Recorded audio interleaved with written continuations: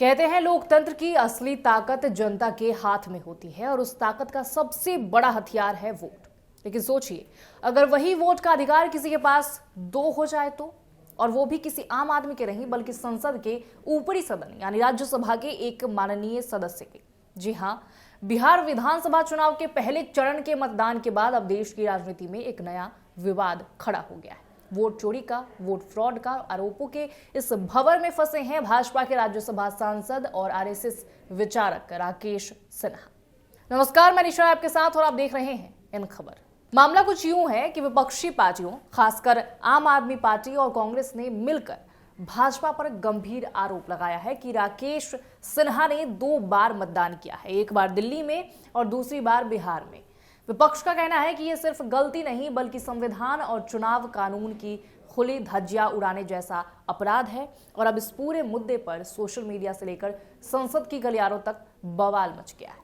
आम आदमी पार्टी के वरिष्ठ नेता सौरभ भारद्वाज ने यह मुद्दा सबसे पहले उठाया। उन्होंने दावा किया कि राकेश सिन्हा ने इस साल की शुरुआत में यानी फरवरी 2025 में हुए दिल्ली विधानसभा चुनाव के दौरान द्वारका क्षेत्र से मतदान किया था और अब नवंबर में जब बिहार के पहले चरण के चुनाव हुए तो वही राकेश सिन्हा बिहार के सिवान में भी वोट डालते दिखाई दिए।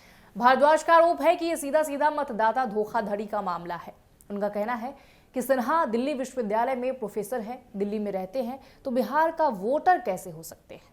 आम आदमी पार्टी और कांग्रेस पार्टी की राजनीतिक नैतिकता और संवैधानिक नैतिकता इतनी गिर गई है कि झूठ और प्रपंच का सहारा ले रही है। वो मुझ पर आरोप लगा रही है कि मैंने दिल्ली में वोट करके फिर बिहार में वोट दिया। वे संविधान के नियमों को शायद नहीं जानते। दिल्ली के मतदाता सूची में मेरा नाम था और मैंने वहाँ की मतदाता सूची से नाम हटाकर अपने पुश्तैनी गांव, जो बिहार के बेगूसराय जिले के मंसेरपुर में है, जहाँ मेरा घर है, जो मेरा स्थायी पता है, जहाँ मेरी खेती है, जहाँ मेरे लोग रहते हैं, मेरे घर के लोग रहते हैं, वहाँ की मतदाता सूची में मैंने अपना नाम डलवा दिया। और मेरा देश की मतदाता सूचियों में से सिर्फ बिहार के मतदाता सूची में नाम है। इसके बावजूद बिना तथ्यों को जांचे जिस प्रकार से आम आदमी पार्टी और कांग्रेस पार्टी ने सोशल मीडिया और टेलीविजन चैनलों पर गलत अफवाह उड़ाया, गलत आरोप लगाए, मैं उसकी सिर्फ निंदा ही नहीं करता हूं बल्कि मैं कहता हूं कि इसके लिए मैं उन पर मानहानि का मुकदमा भी कर सकता हूं। आपका आरोप है कि ये भाजपा के नेताओं की डबल एंट्री पॉलिटिक्स है, यानी जहां मन करे वहां नाम लिखवा लो और चुनाव के वक्त 2 जगह लोकतंत्र का मजा ले लो। भारद्वाज ने यहां तक कहा कि भाजपा अब चुनाव चोरी को एक पॉलिटिकल स्ट्रेटजी की तरह इस्तेमाल करने जा रही है। उनके मुताबिक जब देश के कानून साफ तौर पर कहता है कि कोई व्यक्ति सिर्फ एक ही निर्वाचन क्षेत्र का मतदाता हो सकता है, तो फिर दिल्ली और बिहार दोनों में नाम होना कैसे संभव है। इसी बीच कांग्रेस भी मैदान में कूद पड़ी। कांग्रेस प्रवक्ता सुप्रिया श्रीनेत ने अपने एक्स पर लिखा कि भाजपा सांसद राकेश सिन्हा ने फरवरी में दिल्ली में वोट डाला है और 5 नवंबर को बिहार में भी मतदान किया। ये किस योजना के तहत हो रहा है। उन्होंने तंज कसते हुए कहा कि भाजपा लोकतंत्र को अपनी प्राइवेट लिमिटेड कंपनी की तरह चला रही है, जहां नियम भी अपने और जवाबदेही भी नहीं। अब सवाल उठता है, क्या सच में एक सांसद 2 जगह वोट डाल सकता है? जवाब साफ है, नहीं। भारतीय चुनाव कानून यानी कि जन प्रतिनिधित्व अधिनियम 1951 ये स्पष्ट रूप से कहता है कि कोई भी व्यक्ति एक समय में सिर्फ एक ही निर्वाचन क्षेत्र का पंजीकृत मतदाता हो सकता है। अगर कोई व्यक्ति 2 जगह वोट डालता है या 2 जगह नाम दर्ज करवाता है तो ये अपराध की श्रेणी में आता है और इसके लिए कानून में सजा का प्रावधान भी है, जुर्माना और जेल दोनों। तो अगर विपक्ष के आरोप सही साबित होते हैं तो ये मामला केवल राजनीतिक तक नहीं रहेगा बल्कि सीधा कानूनी अपराध बन जाएगा। लेकिन भाजपा की तरफ से भी इस पूरे विवाद का जवाब आया है और वो जवाब खुद राकेश सिन्हा ने दिया। उन्होंने एक्स पर पोस्ट करते हुए कहा, मुझे नहीं पता था कि राजनीति इतनी तुच्छ हो सकती है। संविधान में आस्था रखने वालों को इस तरह के आरोप लगाने से पहले 100 बार सोचना चाहिए। उन्होंने साफ किया कि उनका नाम पहले दिल्ली की मतदाता सूची में था, लेकिन अब उन्होंने अपना नाम बिहार के बेगूसराय जिले के मानसेरपुर गांव में स्थानांतरित करवा लिया है, क्योंकि वे बिहार की राजनीति में सक्रिय रूप से भाग ले रहे हैं। सिन्हा का कहना है कि उन्होंने कानून के तहत ही अपने दस्तावेज अपडेट कराए हैं और अगर कोई उन्हें बदनाम करने की कोशिश करेगा तो वे मानहानि का मुकदमा भी दायर कर सकते हैं। उन्होंने कहा, मेरे जैसे व्यक्ति जो संविधान और राष्ट्रवाद की भावना में विश्वास रखता है उस पर इस तरह का आरोप लगाना बेहद दुर्भाग्यपूर्ण है। अब देखिए, यहाँ से मामला 2 हिस्सों में बंट जाता है।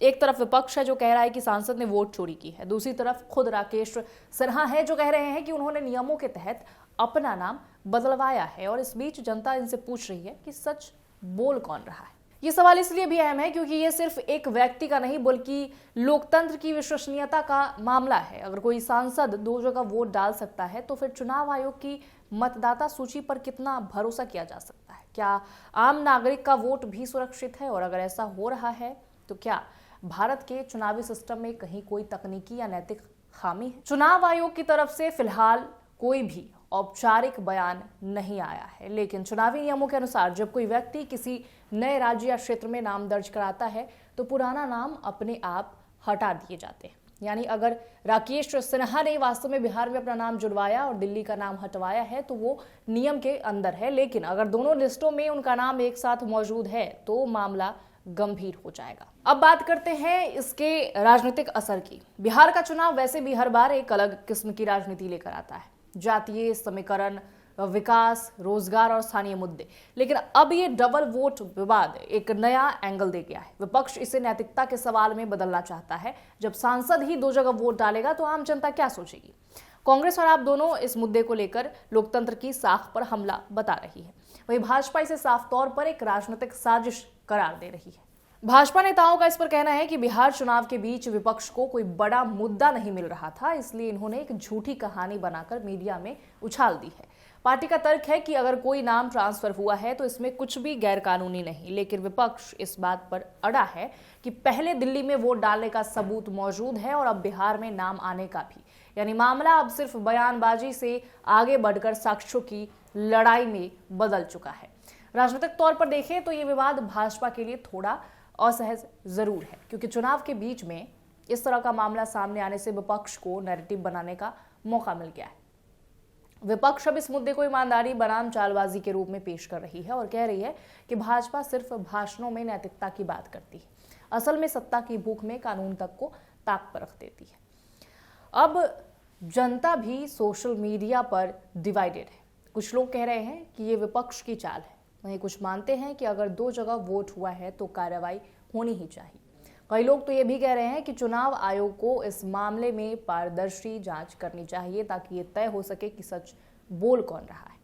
अगर ये साबित हो गया कि राकेश सिन्हा का नाम दोनों जगह मौजूद था और उन्होंने सच में 2 बार वोट डाला तो ये देश की चुनावी प्रणाली के लिए बड़ा झटका होगा। लेकिन अगर यह आरोप झूठा निकला तो विपक्ष को इसका राजनीतिक नुकसान उठाना पड़ेगा, क्योंकि तब भाजपा इसे एक विक्टिम कार्ड की तरह इस्तेमाल करेगी और कहेगी कि विपक्ष झूठे आरोप लगाकर जनता का ध्यान असली मुद्दों से भटकाना चाह रही है। यह पता चला कि बिहार का मतदाता पूरी तरह जाग उठा है, लेकिन यह भी पता चला कि बिहार का मतदाता तो जाग रहा है, चुनाव आयोग सो रहा है या सोने की एक्टिंग कर रहा है, ड्रामा कर रहा है, नाटक कर रहा है।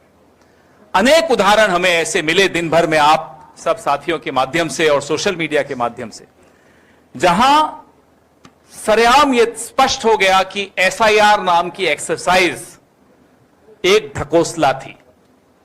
यहां तक कि भारतीय जनता पार्टी के पूर्व सांसद राकेश सिन्हा, फरवरी में उनका ट्वीट आप जैसे साथियों ने निकाल के सामने रखा, जब वो दिल्ली में द्वारका में वोट डाल रहे थे, आज बेगूसराय में भी वोट डाल रहे थे। ये एसआईआर हुआ है। न केवल राकेश सिन्हा, भारतीय जनता पार्टी के और कई प्रकोष्ठों के अध्यक्ष, कोई संतोष ओझा, ऐसे अनेक उदाहरण, 5-7 उदाहरण हैं और भी आ रहे हैं लगातार, जो दिल्ली में भी वोट दे रहे हैं, यहां भी वोट दे रहे हैं। और चुनाव आयोग बार बार एसआईआर कर करके ऐसे लोगों का नाम काटने का षड्यंत्र रच रहा है जो उसे लगता है कि भारतीय जनता पार्टी या गठबंधन, जो एनडीए का गठबंधन है, उनको वोट नहीं देते। आज भी प्रयास पूरा हुआ, दानापुर की तरफ नाव बंद कर दी गई। ऐसे अनेक उदाहरण मिले, लोगों के नाम कटे हुए। हम खुद काफी साथी हमारे घूम रहे थे, आज जो भी मिले हमें बता रहे थे कि कई जगह लोग रुआंसे होकर पोलिंग बूथ से वापस लौट रहे थे। खैर, आपने जितनी साजिशें करनी थी कर लीजिए। भारी बहुमत से तेजस्वी यादव जी मुख्यमंत्री बनने जा रहे हैं, महागठबंधन की सरकार बनने जा रही है और इन सारी साजिशों पर पानी फेरने हम जा रहे हैं। फिलहाल इस मामले की जांच अभी बहुत जरूरी है, लेकिन इतना तो तय है कि इस विवाद ने बिहार चुनाव में एक नया मोड़ ला दिया है। अब बहस सिर्फ विकास या महंगाई पर नहीं, बल्कि लोकतांत्रिक नैतिकता पर भी होगी। क्या हमारे जनप्रतिनिधि उतने ही ईमानदार हैं जितना वे भाषणों में खुद को बताते हैं? राकेश सिन्हा पर लगे आरोप भले ही सभी सिर्फ राजनीतिक हो, लेकिन इसने एक अहम सवाल खड़ा कर दिया है। क्या भारत का वोटिंग सिस्टम पूरी तरह फुल प्रूफ है? क्या कोई भी प्रभावशाली व्यक्ति नियमों की आड़ में लूप होल्स का फायदा उठा सकता है? और क्या चुनाव आयोग के पास इतने संसाधन हैं कि वो इस तरह की दोहरी प्रविष्टियों पर तुरंत कार्रवाई कर सके? देखिए, राजनीति में आरोप प्रत्यारोप नई बात नहीं है, लेकिन जब सवाल वोट की पवित्रता का हो तब बात सिर्फ विवाद की नहीं, भरोसे की हो जाती है। विपक्ष इसे वोट चोरी बता रहा है, भाजपा इसे साजिश कह रही है, लेकिन आम जनता के लिए ये कहानी एक गहरे सवाल में बदल चुकी है। अगर एक सांसद 2 बार वोट डाल सकता है तो क्या लोकतंत्र सच में सबके लिए बराबर है और सुरक्षित है? अब नजरें टिकी हैं चुनाव आयोग पर, क्योंकि असली फैसला वही करेगा कि ये मामला महज राजनीतिक नाटक था या वास्तविक में कानून के खिलाफ गया कोई कदम।